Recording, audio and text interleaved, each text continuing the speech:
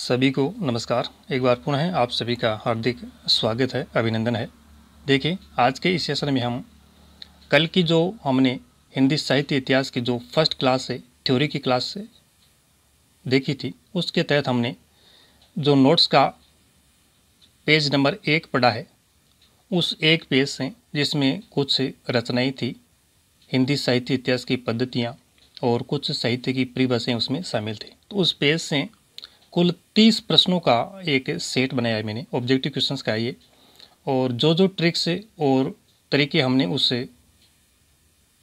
Page को याद करने में या उस जो भी सामग्री थी उसको याद करने में हमने काम मिली थी, वो कितनी कारगर सिद्ध होगी और उससे हमारे क्वेश्चन कितने सही हो रहे, उस पर हम इन प्रश्नों के माध्यम से अमली जामा पहनने की कोशिश करेंगे कि वो कितने क्वेश्चन हमारे उससे निकल रहे हैं और कितने कुछ हमें याद है। तो चलिए शुरू करते हैं। देखिए, फर्स्ट क्वेश्चन है, ये टेस्ट नंबर 1 होगा, Hindi practice set number first है ये। फर्स्ट क्वेश्चन है, गोकुलनाथ कृत 252 वैष्णवन की वार्ता की भाषा है। गोकुलनाथ की जो रचना है 252 वैष्णवन की वार्ता, इसकी भाषा कौन सी है? ऑप्शन है ब्रज भाषा, हिंदी भाषा, उर्दू भाषा या प्राकृत भाषा। तो चारों में से सही विकल्प का आप चयन कीजिए। ऑप्शन इसमें ए होगा ब्रज भाषा। कौन? ब्रज भाषा। क्वेश्चन नंबर दूसरा है, वल्लभ दिग्विजय के रचनाकार है। वल्लभ दिग्विजय जो रचना है, इसके रचनाकार कौन है? ऑप्शन ए में यदुनाथ, ऑप्शन बी है तुलसी या हर्राय, ऑप्शन सी है सुब्बा सिंह और ऑप्शन डी है कक्षछेदी तिवारी। तो याद कीजिए, क्या हमने ट्रिक इसमें काम में ली थी? वल्लभ दिग्विजय के रचनाकार। तो वल्लभ भाई को जो दिग्विजय, बड़ी विजय किसकी कृपा से प्राप्त हुई थी? यदुनाथ की। किसकी कृपा से? यदुनाथ की कृपा से वल्लभ भाई को दिग्विजय प्राप्त हुई थी। तो ऑप्शन ए सही होगा, ए में दिया हुआ है यदुनाथ। प्रश्न संख्या तीसरा है, कवि माला के लेखक कौन है? कवि माला जो रचना है, इसके लेखक कौन है? यदुनाथ, तुलसी या हर्राय, सुब्बा सिंह या कक्षछेदी तिवारी। कवि माला के रचनाकार कौन है, ये बताना है। तो याद कीजिए, क्या हमने तरीका अपनाया था? कवियों की जो माला है, कवियों की जो माला है वो किसने पिरोई थी? तुलसी ने। किसने? तुलसी ने। कवियों की जो माला है वो किसने? तुलसी ने पिरोई थी। तो ऑप्शन बी में दिया हुआ तुलसी। ऑप्शन बी इस प्रश्न का सही उत्तर होगा। नेक्स्ट है क्वेश्चन नंबर चौथा है, कालिदास हजारा। कालिदास हजारा में कितने कवियों का जीवन चरित्र है? 200 कवियों का, 212, 362 या 712। कालिदास हजारा में कितने कवियों का जीवन चरित्र है? कालिदास हजारा रचना किसकी है? कालिदास त्रिवेदी की। किसकी रचना ये? कालिदास त्रिवेदी की। तो इसमें कितने कवियों का जीवन चरित्र है? 212। ऑप्शन इसमें बे सही होगा, 212। नेक्स्ट है, पांचवा क्वेश्चन है, निम्नलिखित में से कृष्णानंद व्यास की रचना कौन सी है? निम्न में से कृष्णानंद व्यास की रचना कौन सी है? ऑप्शन ए में दिया हुआ है राग कल्पद्रुम, विचित्रोपदेश, विद्वान मोद तरंगिणी और सुंदरी तिलक। तो बताइए, कृष्णानंद व्यास की रचना। राग कल्पद्रुम, द्रुम यानी पेड़ों के बीच से किसकी राग आ रही है? कृष्ण की, यानी कृष्णानंद की राग पेड़ों के बीच से आ रही है। तो ऑप्शन ए ही हो गया हमारा, यहीं पे ट्रिक सही बैठ रही है। ऑप्शन ए राग कल्पद्रुम, ये जो रचना है कृष्णानंद व्यास की है। विचित्रोपदेश कक्षछेदी तिवारी की है। विद्वान मोत्रंगिणी, विद्वानों की शोभा सब जगह होती है, सुब्बा सिंह की है। और सुंदरी तिलक भारतेंदु हरिश्चंद्र की है। नेक्स्ट क्वेश्चन नंबर 6 देखिए, विचित्रोपदेश के रचनाकार कौन है? विचित्रोपदेश के रचनाकार कौन है? यदुनाथ, तुलसी या हर्राय, सुब्बा सिंह, कक्षछेदी तिवारी। तो याद कीजिए, विचित्र उपदेश को, इस रचना के लेखक को याद करने के लिए हमने कौन सी ट्रिक काम में ली थी। देखिए, विचित्र उपदेश कौन देता है? कौवा। कौवा है वो विचित्र उपदेश देता है, ऐसे विचित्र उपदेश जिससे हमारे दिल में छेद करने वाले विचित्र उपदेश कौवा देता है। कौवा यानी काक। तो काक छेदी या कक Chhedi Tiwari, option number the इसमें सही होगा। नेक्स्ट है क्वेश्चन नंबर 7वां है, भारतेंदु हरिश्चंद्र की रचना कौन सी है? राग कल्पद्रुम, विचित्रोपदेश, विद्वान मोद तरंगिणी और सुंदरी तिलक। तो चारों में से बताइए। देखिए, राग कल्पद्रुम अभी हमने देखा है कृष्णानंद व्यास की है, तो ये तो ऑप्शन नहीं होगा। विचित्रोपदेश ककछेदी तिवारी की है। विद्वान मोद तरंगिणी और सुंदरी तिलक दोनों में से बताइए। ऑप्शन ड होगा, सुंदरी तिलक के लेखक भारतेंदु हरिश्चंद्र है। प्रश्न संख्या 8वां है, विद्वान मोद तरंगिणी किस कवि की प्रसिद्ध रचना है? विद्वान मोद तरंगिणी किस कवि की प्रसिद्ध रचना है? माता दीन मिश्र, कवि सूदन, लाला भगवान दीन या सुब्बा सिंह। तो कीजिए याद, विद्वानों की शोभा हर जगह होती है। विद्वानों की शोभा हर जगह होती है, शोभा से Subba Singh. Option number D is right. Question number 8 में ऑप्शन द। क्वेश्चन नंबर 9वां क्वेश्चन देखिए, कवित्त रत्नाकर के लेखक कौन है? कवित्त रत्नाकर के लेखक कौन है? माता दीन मिश्र, कवि सूदन, लाला भगवान दीन या सुब्बा सिंह। कवित्त रत्नाकर के लेखक, तो कवित्त रत्नाकर की जो माता है वो क्या है? दीन है। कवित्त रत्नाकर की माता दीन है, तो माता दीन से माता दीन मिश्र। ऑप्शन ए सही होगा इसमें, माता दीन मिश्र।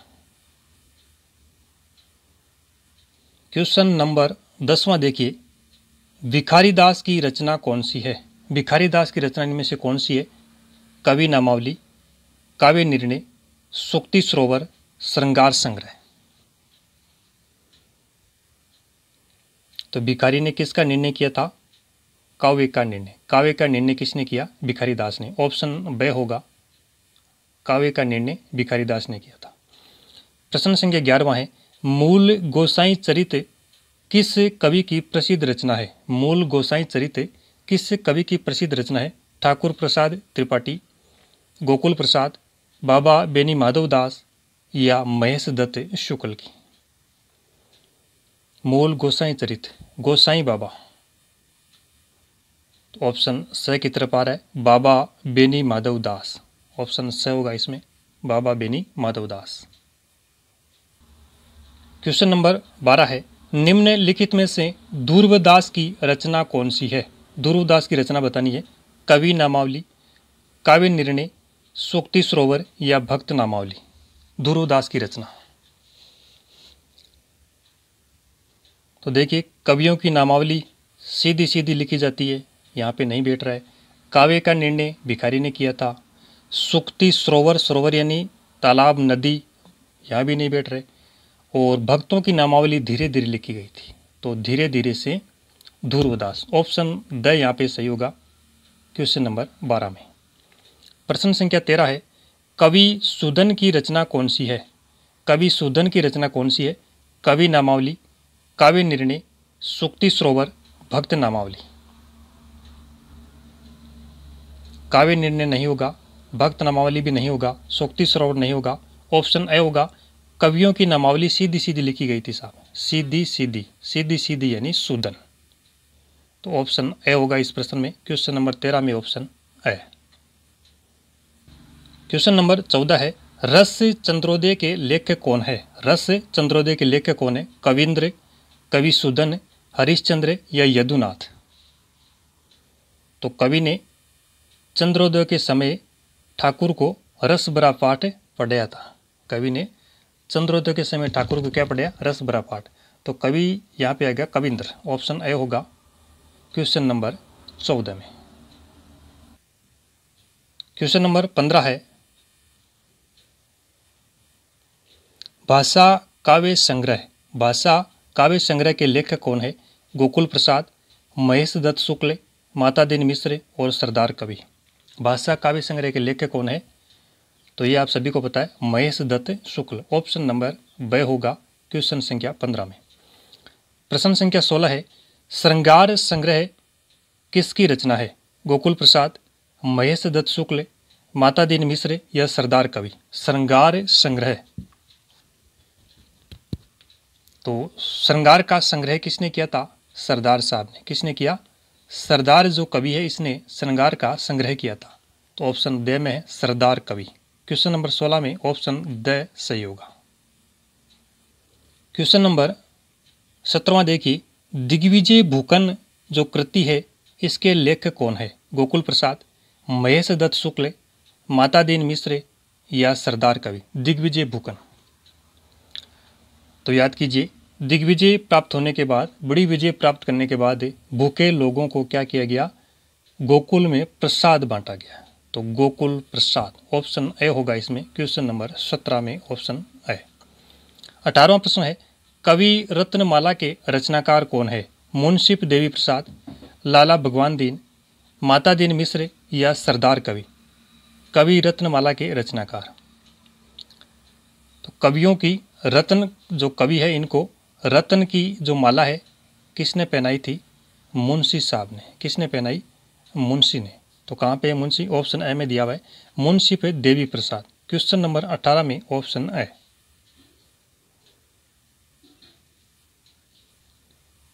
प्रश्न संख्या 19वां है, सुक्ति सरोवर जो रचना है इसके लेखक कौन है?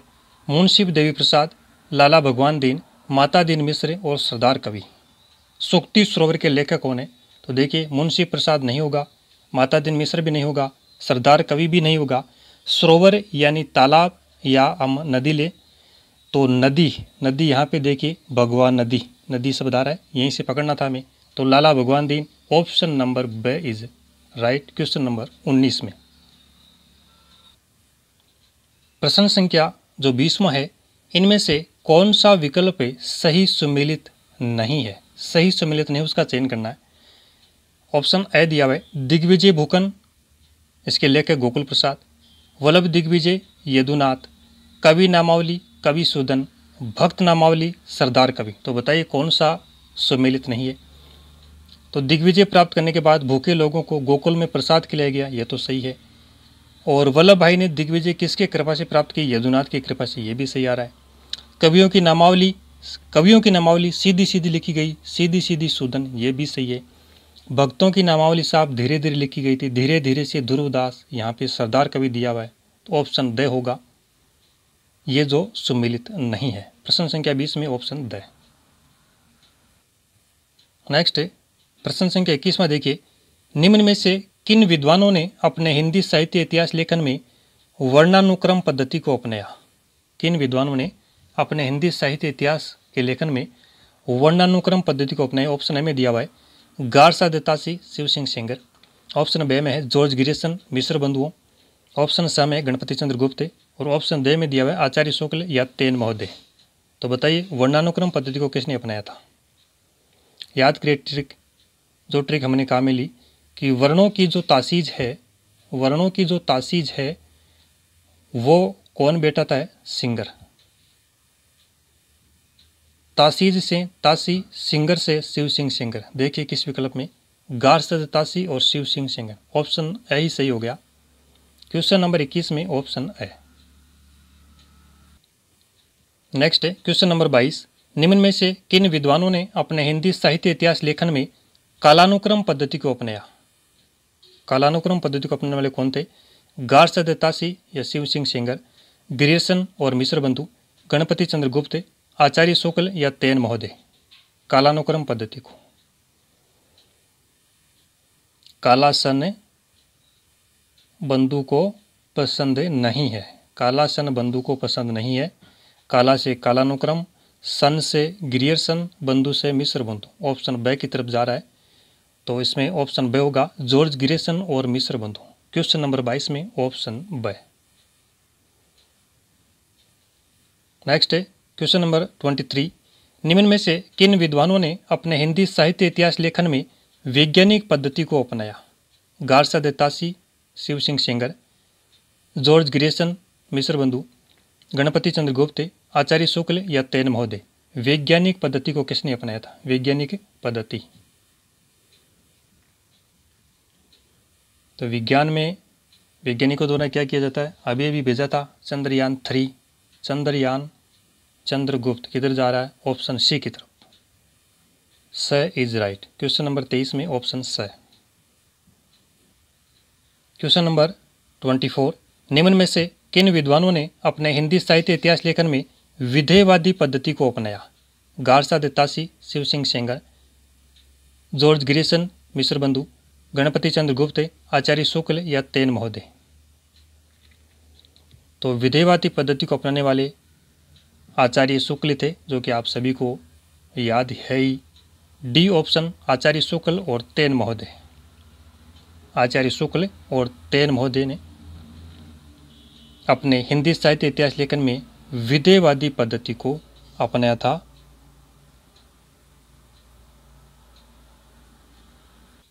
नेक्स्ट है क्वेश्चन नंबर 25वां, निम्न में से किन विद्वानों ने अपने हिंदी साहित्य इतिहास लेखन में आलोचनात्मक पद्धति को अपनाया?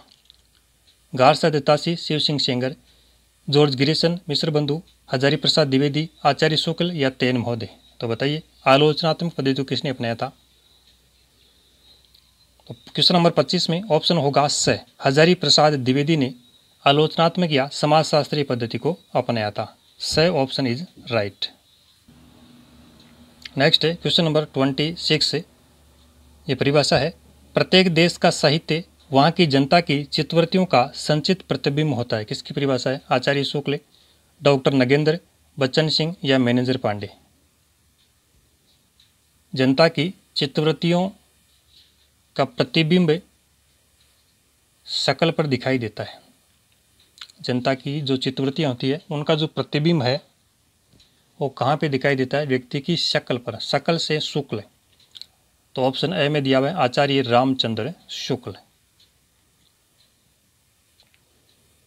क्वेश्चन नंबर 27 देखिए, हिंदी साहित्य का, यह भी परिभाषा है, हिंदी साहित्य का इतिहास बदलती हुई अभिरुचियों और संवेदनाओं का इतिहास होता है जिनका सीधा संबंध आर्थिक और चिंतनात्मक परिवर्तन से है। किसकी परिभाषा है? आचार्य शुक्ल, डॉक्टर नगेंद्र, बच्चन सिंह और मैनेजर पांडे। तो याद कीजिए क्या ट्रिक हमने काम में ली। अभिरुचियाँ और संवेदनाएं जो है ये व्यक्ति की अनेक होती है, नगण्य होती है, इनकी गिनती करना आसान नहीं है। व्यक्ति की रुचियाँ और संवेदनाएं नगण्य होती है, नगण्य से नगेंद्र। तो ऑप्शन ब की तरफ जा रहा है। क्वेश्चन नंबर 27 में ऑप्शन ब नगेंद्र। नेक्स्ट देखिए क्वेश्चन नंबर 28, यह भी परिभाषा है, इतिहास अतीतोन्मुख नहीं भविष्योन्मुख होता है, वह जड़ नहीं गत्यात्मकता होता है। किसकी परिभाषा है? आचार्य शुक्ल, डॉक्टर नगेंद्र, बच्चन सिंह या मैनेजर पांडे। इतिहास से अतीतोन्मुख नहीं भविष्योन्मुख होता है। तो याद करिए, बच्चा अतीत की तरफ नहीं भविष्य की तरफ उन्मुख होता है या बढ़ता है। बच्चा से लेना है बच्चन सिंह, ऑप्शन स। क्वेश्चन नंबर 28 में ऑप्शन स बच्चन सिंह। नेक्स्ट है क्वेश्चन नंबर 29, साहित्य की विकासशील प्रक्रिया में नई प्रवृत्तियों के उदय, पुरानी प्रवृत्तियों से नई प्रवृत्तियों के संघर्ष, नए प्रयोग और परिवर्तन के साथ साथ निरंतरता का क्रम चलता रहता है। किसकी परिभाषा है? आचार्य शुक्ल, नगेंद्र, बच्चन सिंह या मैनेजर पांडे। तो याद करें, विकासशील प्रक्रिया, रुपये पैसों की जहाँ पे होंगे ज़्यादा, रुपये पैसे जहाँ पे ज़्यादा होंगे, पूंजी जहाँ पे ज़्यादा होगी, वही विकासशील विकसित देशों की श्रेणी में आएंगे। रुपये पैसे मतलब बैंक, और बैंक में होता है मैनेजर पांडे। ऑप्शन नंबर द। नेक्स्ट है आज के सेशन का अंतिम क्वेश्चन 30वां, निम्नलिखित परिभाषाओं और विद्वानों में कौन सा विकल्प सही सुमेलित नहीं है, उसका चयन करना है। साहित्य समाज का दर्पण है, महावीर प्रसाद द्विवेदी। साहित्य स्वाभाविक विकास है, हजारी प्रसाद द्विवेदी। साहित्य जन समूह के हृदय का विकास है, बालकृष्ण भट्ट। और ज्ञान राशि के संचित कोश का नाम साहित्य, आचार्य शुक्ल। तो इनमें से कौन सा एक गलत है वो चयन करना है। देखिए फर्स्ट में समाज का साहित्य समाज का दर्पण है, तो दर्पण में वीरांगना अपने वीर की फोटो देखती है, वीर महावीर, ये तो सही है। दूसरा देखिए, साहित्य स्वाभाविक विकास है, स्वभाव को हजार कोशिशों के बावजूद बदला नहीं जा सकता, हजार से हजारी प्रसाद द्विवेदी, ये भी सही है। साहित्य जन समूह के हृदय का विकास है, तो जन समूह के हृदय में कौन विराजमान है? बालकृष्ण भट्ट, ये भी सही है। ज्ञान राशि के संचित कोश का नाम साहित्य है, तो ज्ञान राशि का जो संचित कोश है वो किसके पास है? महावीर के पास है। तो यहाँ पे तो शुक्ल दिया हुआ है, ऑप्शन द जो फोर्थ है ये गलत होगा। ये जो परिभाषा है ज्ञान राशि के संचित कोश का नाम साहित्य, ये महावीर प्रसाद द्विवेदी की है, ना कि शुक्ल की। तो साथियों ये थे कुल 30 प्रश्न, और सारे के सारे ट्रिक्स जो हमने काम में ली उसके आधार पर बिल्कुल 30 के 30 प्रश्न सही हो रहे हैं। आपके कितने सही हुए कमेंट सेक्शन में ज़रूर बताइएगा। और अगला जो हमारा वीडियो नंबर 2 होगा उसमें भी हिंदी साहित्य इतिहास लेखन की परंपराओं से संबंधित क्वेश्चन होंगे, और वो क्वेश्चन आएंगे थ्योरी का वीडियो नंबर 2 कंप्लीट होने के बाद। तब तक के लिए धन्यवाद।